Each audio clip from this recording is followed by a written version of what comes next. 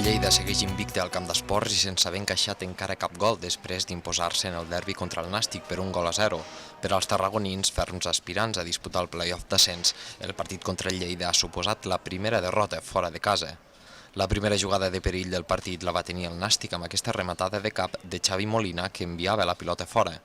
L'ocasió més clara de Lleida en la primera meitat va ser aquest xut de Diego Sánchez que Reina aconseguia aturar. I abans del descans, a la sortida d'un córner, rematada de cap de mossa que Pau Torres refusava sense problemes.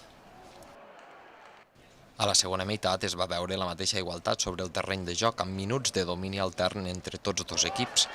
Miramon ho va intentar amb aquest xut des de fora de l'àrea, mentre que Raico, per part del Nàstic, amb una gran jugada individual, arribava fins a la línia de fons, però no aconseguia fer una bona passada a Lago Júnior. Al minut 71 va arribar l'únic gol del partit a través d'una acció a pilota parada. El Vístegui feia pujar l'1-0 al marcador amb aquest potent xut després d'una centrada de Miramon.